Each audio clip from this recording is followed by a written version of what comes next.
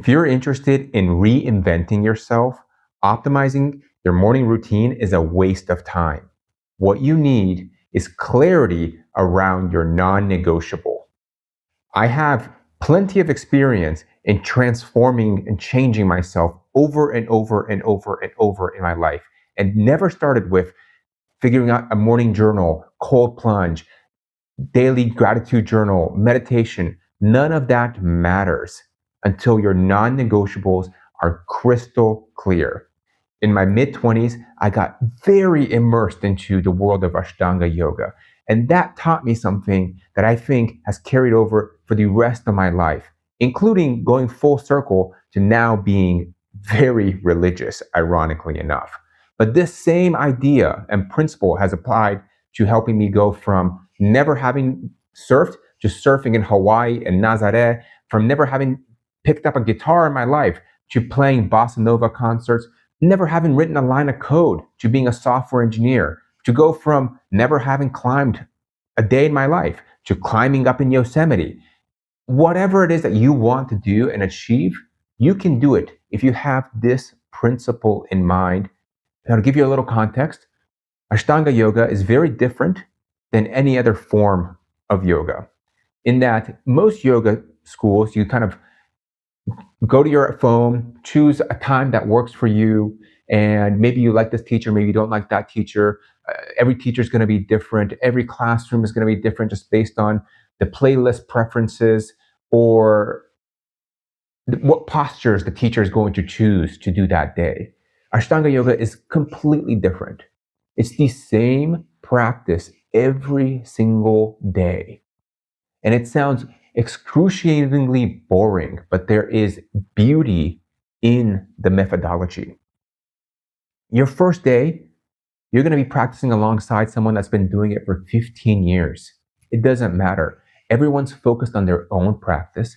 You get a sequence, a very small sequence of postures, and you do that posture. And then once you are able to do those sequences of postures, you get another one and another one and another one. And eventually you hit a block where you can't do that posture. And you spend as much time as you need to actually figure that posture out.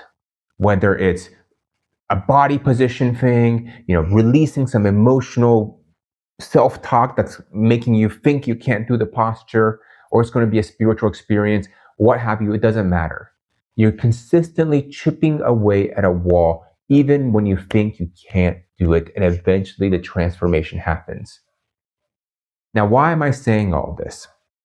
Because that discipline of showing up day after day after day after day is what you need to make that transformation you're looking for in your life a reality.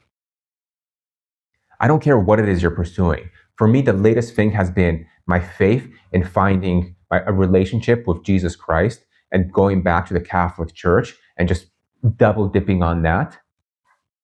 And that has been phenomenal for me. But I think the only way I was able to actually make that reality happen is because I had brought this maniacal form of discipline into my life. And here is where I get tactical. I said earlier in the video, you must have clarity around your non-negotiables. Why is it called non-negotiables? Because it must be the first thing you address in the morning.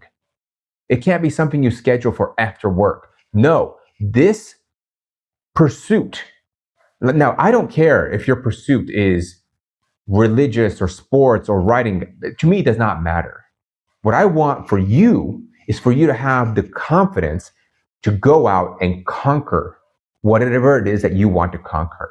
But the only way I've found that this works is if you make it, I don't care if you have to get up at 3 a.m.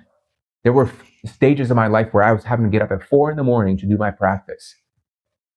Now, I'd practice at 4 a.m. I'd get up at 3 or 2 a.m, do my practice, and then start my day. But when you have that level of dedication, especially when you are not seeing results,